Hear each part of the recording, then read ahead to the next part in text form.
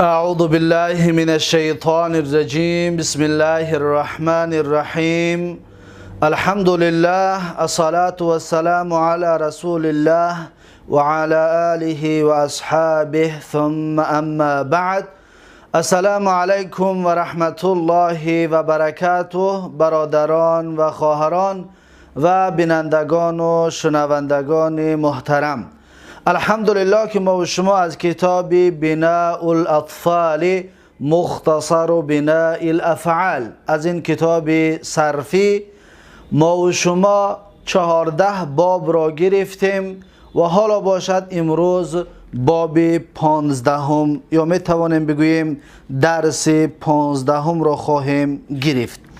پس درس 15 ما و شما، هر کسی که این کتاب را دارد، در صفحه 11 در صفحه 11 صاحب کتاب میگوید که الباب الخامس عشر، یعنی که باب 15. چطوری که بنده اینجا همچنین این رو نوشته کردم که الباب الخامس عشر، باب 15 از 22 باب صرفی. لیکن این باب 15 چطوری که در گذشته ما و شما بارها تکرار کردیم و تقسیمات 22 باب را بیان کردیم که 22 باب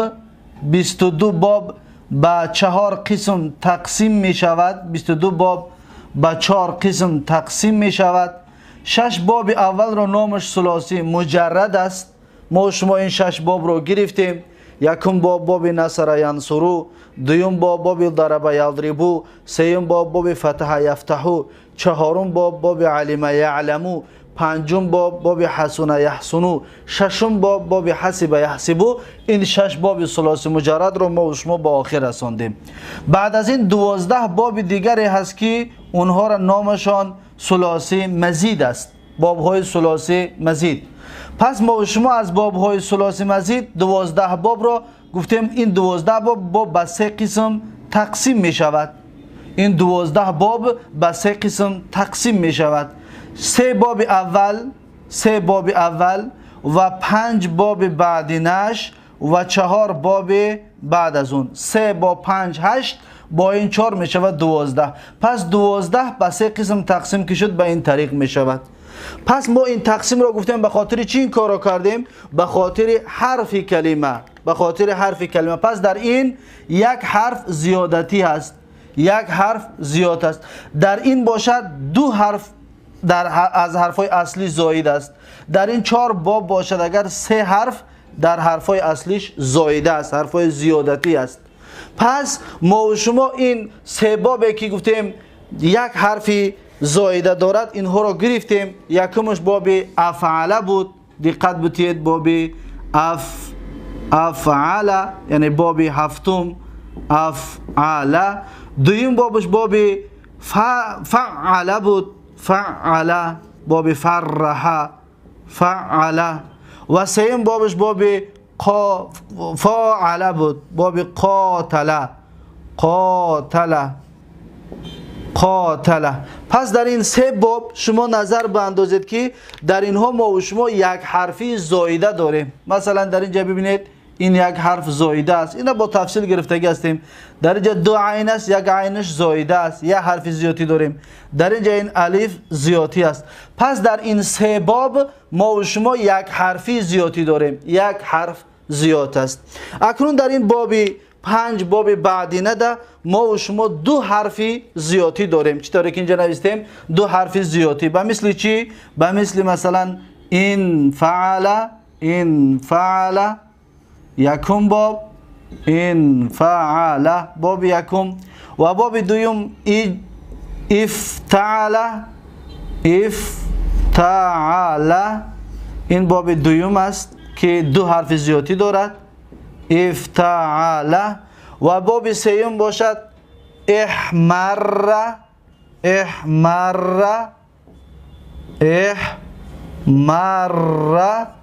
3 تا شد. و باب 4 از این باب تفعل هست، باب تفعل تفعل و باب پنجم آخران بابی که درس گذشته ما و شما گرفتیم باب تفاعله هست. تفاعله تفاعله. پس دقت بتید شما اینها رو. اولا این 5 باب 2 حرفی زیادتی داره. چطور اینجا نویسیم؟ 2 حرفش زایده است، 3 حرفش اصلی است و 2 حرفی زیادتی دارد. به مثلا در باب انفعل، باب انکسر، باب دهم، در اینجا چی است؟ الف و نون زایده است. و در این باشد افتعل ده 2 حرف زیادتی است، یکمش این الف است و دومش حرف تا است. ببینید 2 حرف زیادتی است. اجتمع 2 حرف زیادتی دارد. و در این باب 12 هم باشد، اگر اینجا الف زیادی است و 2 ر است، 1 راش زیادتی است، پس 2 حرفی چی دارد؟ زیادتی دارد. پس احمر، افعل باب چند است؟ باب 12. و باب 13 باشد همچنین 2 حرف زیادتی دارد، یکمش این حرف تا است، دومش اینجا 2 عین است، 1 عینش زیادتی است. 2 عین است، 1 عینش زیادتی است. پس این همچنین تفعل، تکلم، تکلم، این 2 حرف چی دارد؟ زایده دارد. و 14 باب همچنین 2 حرف زیادتی دارد، یکمش حرف ت، دومش حرف چی است؟ حرف الف. پس ببینید این 5 بابی که اینجا نوشتیم 2 حرفی زیادتی دارد. پس ما و شما اینها را با تفصیل گرفتگی هستیم. حالا چیزی که گفته استادم همچون یادرس، همچون برای در ذهنتون آمدن، ما و شما تا اینجا با تفصیل گرفتیم، خلاص کردیم. خب انا اکنون امروز درس ما و شما از این 4 باب شروع می شود که 3 حرف زیادتی دارد. از این 4 باب را یکمش را امروز خواهیم گرفت که 4 باب 3 حرفی زیادتی داره، یعنی 3 حرفش اصلی است و 3 حرفی زیادتی دارد. خب اکنون معلوم شد که این باب 15 هم از بابهای ثلاثی مزید، یعنی از این 12 باب چند می شده است؟ باب 9. باب 9 است.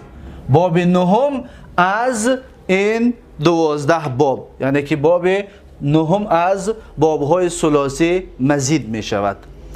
خب اکنون بیایید درس امروزمون را شروع خواهیم کرد. این را در دفتراتون نوشته و در ذهنهاتون جا کنید، چطوری که بنده اینجا نوشته کردم. بعد از این باب هایی که هست تقسیمات باقی موندهش انشاءالله موقعش که آمد، جایش که آمد، بعد بیان خواهیم کرد.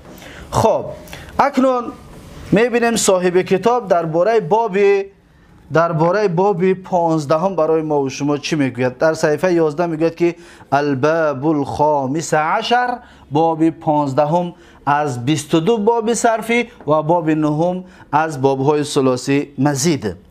خب میگه وزنه، یعنی ترازویی که ما این باب رو میکشیم، این استفعل یستفعل استفعالا هست. چی بوده است؟ استفعل یستفعل استفعالا. میگه موزونه، هموزن این باب، هموزن ترازوی باب 15 هم استخرج یستخرج استخراجا می شود. استخراجا. پس شما دقت بتید، در اینجا ما و شما گفتیم 3 حرف زیادتی داریم، 3 حرف زیاد است. پس نگاه کنید، الف سین ت، این هر 3 حرفای زایده است. در ذهنتون بگیرید 3 حرفی زایده در این کلمه است، یعنی ف و عین لام اصل کلمه است، اصل ترازو است. الف و سین و تا این 3 حرفی زایده است. و بعد از این در ترازو هم، در موزون هم همچنین این 3 حرفای زایده است. اکنون این 3 حرف را برای چی زیاد کردن؟ چی فایده دارد زیاد کردنش؟ این را انشاءالله بیان خواهیم کرد. خب میگه و علامته، یعنی که نشانه باب 15 هم ما از کجا بشناسیم که این باب 15 هست؟ میگه نشانهش همین است که ان یکون ماضیه على 6 احرف. میگه ماضیش حساب که میگه 6 تا حرف دارد. دقت بتین، الف سین تا ف عین لام چند تا شد؟ 6 تا. اینجا هم همچنین. پس 3 حرف زایده و 3 حرف اصلی داشته است. یعنی اصل این کلمه چی بوده است؟ خرجه بوده است. ببینید خرجه. خرج یخرجو باب یکم، خرج یخرجو باب یکم. ببینید خرج باب یک را ما باب 15 آوردیم. برای چی آوردیم؟ این را انشاءالله بیان خواهیم کرد. پس خرج برآمد، استخرج طلبی برآمدن کرد. پس انشاءالله این را بیان خواهیم کرد. خب چی میگوید؟ میگه ان یکون ماضیه علی 6 احرف. میگه فعل ماضیش نگاه که میگه 6 تا حرف دارد. دقت بتید در فعل ماضی 6 تا حرف دارد. بزیادت الهمزه و السین و التاء فی اوله. میگه اهمیت بده، میگه همزه و سین و تا میگه در اولش زیادتی است. یعنی که هر سه حرفای زیادتی در اولی کلمه است، در اولی فعل هست. سه حرف زیادتی در اول فعل چطوری که علامت گذاری کردیم. خب و بناؤه، اکنون ساختی باب 15 برای چی است؟ باب 15 را برای چی ساختگی هستند عرب ها؟ اکنون میگوید که للتعدیه غالبا، به مثل باب یکم و دوم و سوم و چهارم از بابهای ثلاثی مجرد ما و شما میگفتیم برای للتعدیه غالبا برای فعل متعدی است، یعنی برای متعدی گرداندن هست. چطوره که فعل لازم ما گفتیم باب 7 گفتیم برای متعدی میشه، باب 8 برای متعدی میشه، باب 9 برای متعدی میشود، همچنین باب 15 هم بیاره متعدی میشود. فعل لازم این باب ها بیاید متعدی میشده است. و قد یکون لازمه، ولیکن گاه لازم هم می آمده است. به مثل باب یکم و دوم و سوم و چهارم گفته بودیم که غالبا متعدی هستند، گاه لازم میآید. پس باب 15 هم به مثل همونها بوده است. مثال المتعدی، مثال متعدی میگه استخرج زید المال، استخرج زید المال. دقت بتید مثلا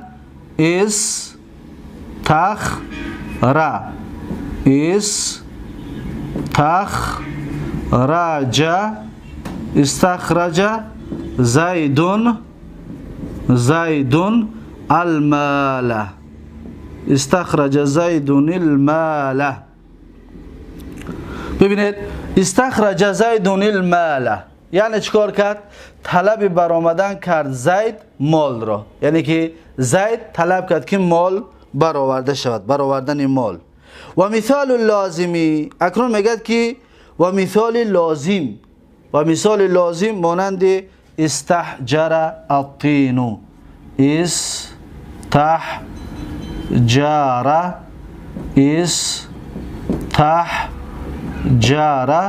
الطین،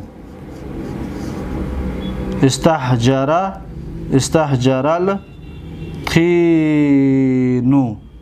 استحجر الطین یعنی که استحجر الطین یعنی چیکار کرد؟ استحجر الطین یعنی که سنگ گشت خاک. طین این چرا میگن؟ لای سنگ گشت یعنی که سخت گشت. پس استحجر سنگ گشت، سخت گشت، طین یعنی که لای سخت گشتک.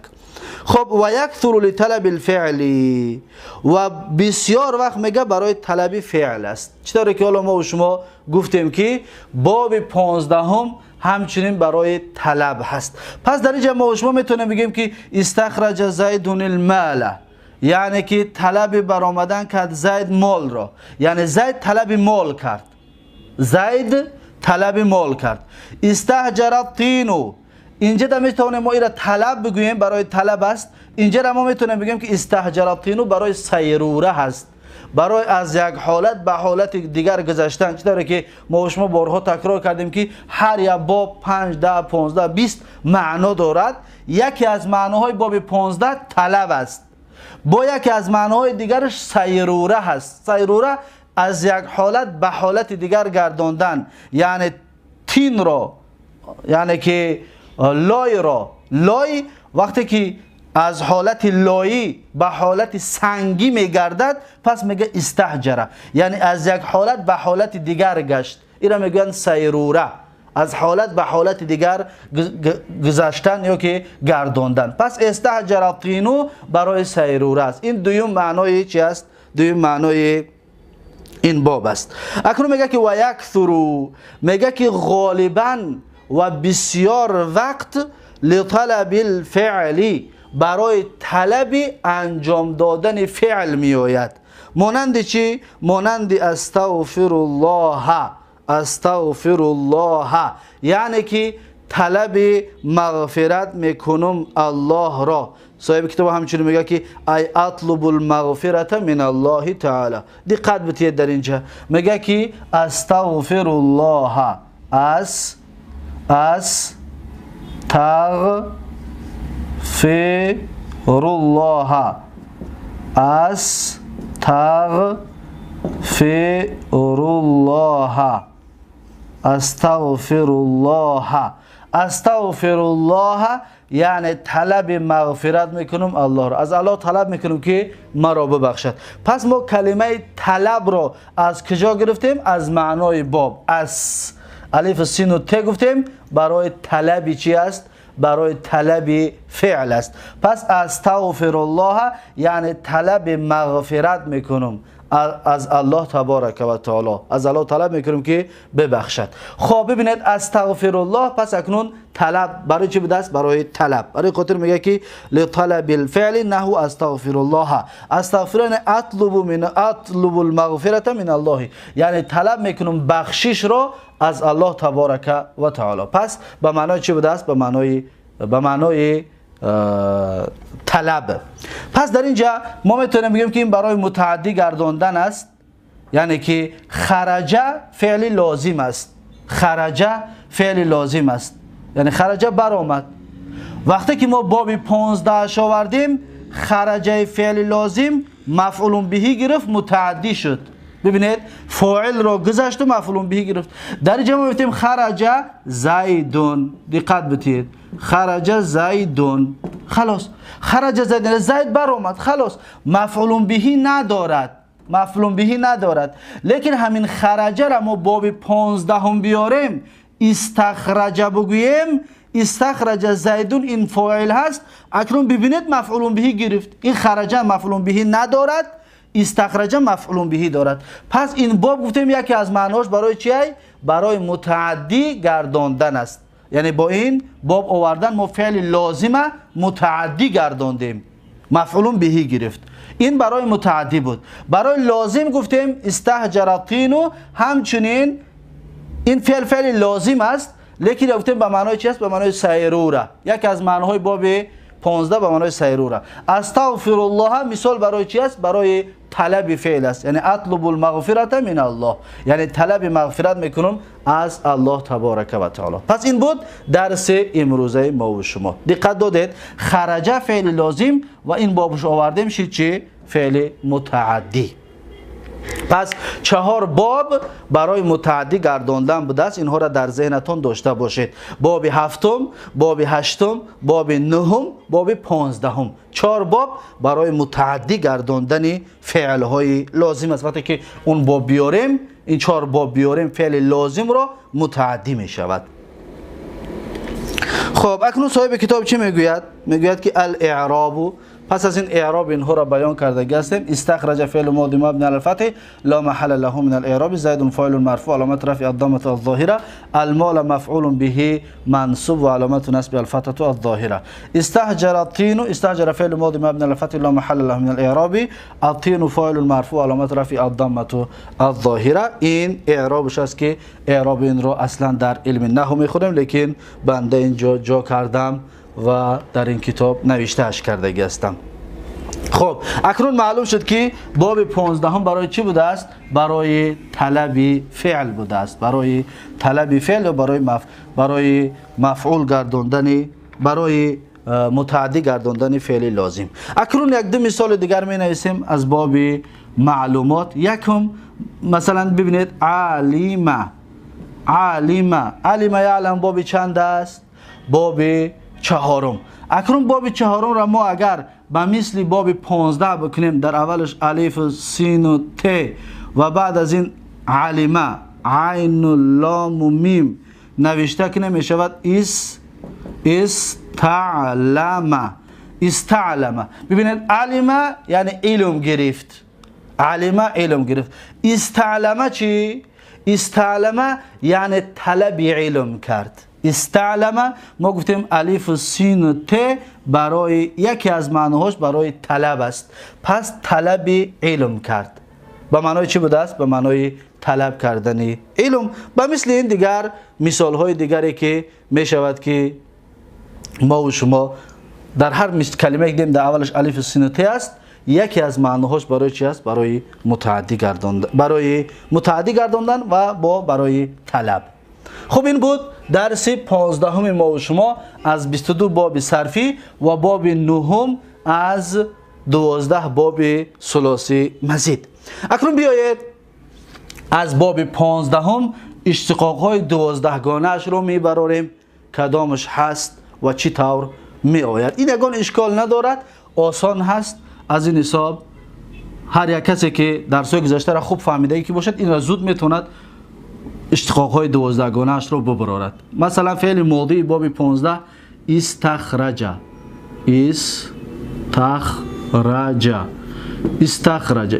معنیش چی است؟ معنیش طلبی برآمدن کرد یا که برآورد میشود برآوردش بگیم میشود طلبی برآمدن کرد. مثلا استخرج زیدون یعنی طلبی برآمدن کرد زید، یا استخرج زیدون المال یعنی که برآورد زید مال را، میشود که برآورد ترجمهش کنیم. خب استخرج 14 صیغه فعل ماضیش آسان هست، یگان مشکل ندارد. میتونید بگید استخرج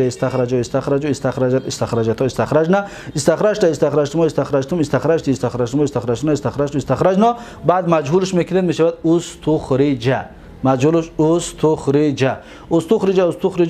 همینطور 14 صیغهش رو شما خودتون بگویید در دفتراتون نوشته کنید. بعد از این فعل مضارع است که یستخرجو یعنی که چیکار میکند؟ طلب برآمدن میکند یا میبرارد. یستخرجو طلب برآمدن میکند یا میبرارد. پس این را همچنین 14 صیغه‌اش یستخرجو یستخرجون نستخرجو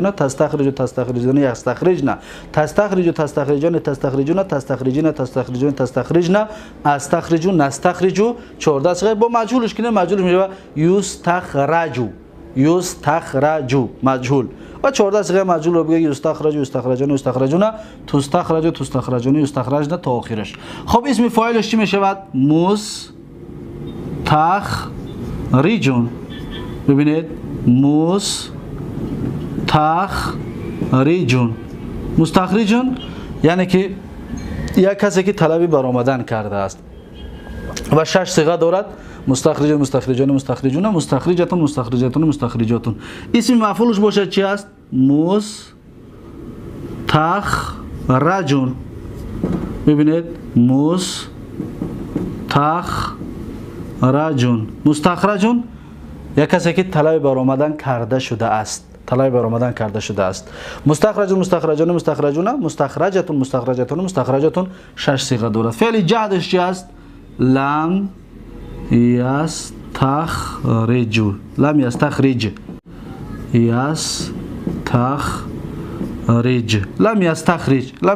یعنی طلب برآمدن نکرده است. طلب برآمدن نکرد در زمان گذشته. فعل نفی چی است و این 14 صیغه دارد؟ معلوم و 14 صیغه مجهولش رو همچنین نوشته کنید. فعل نفی لا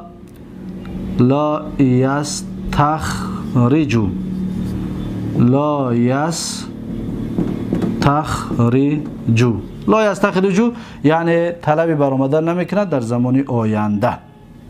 خب فعل امرش و اینم 14 صیغه معلوم و 14 صیغه مجهول دارد نوشته کنید. فعل امرش چی است؟ فعل امرش استخرج یعنی طلب برآمدن بکن.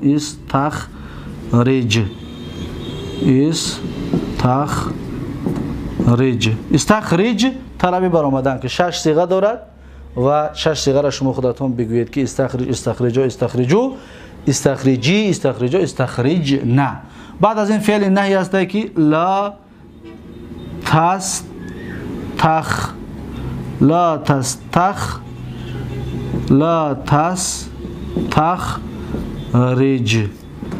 تستخرج یعنی طلب برآمدن نکن.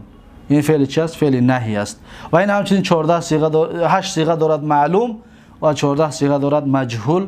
این را شما خودتون در دفتراتون نوشته کنید. اسم زمان و مکانش به مثل چی است؟ اسم مفعول.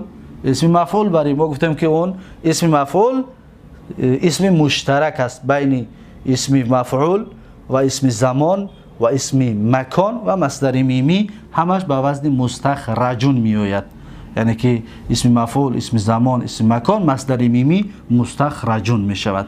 بعد از این اسم آلت، این باب ثلاثی مزید است، اسم آلت ندارد و اسم تفضیل همچنین اسم تفضیل هم ندارد این باب، زیرا اینکه گفتیم اسم آلت و اسم تفضیل خاصی ثلاثی مجرد هست. پس این هست درس امروزه ما و شما، درس 15 یا باب 15 از 22 باب صرفی.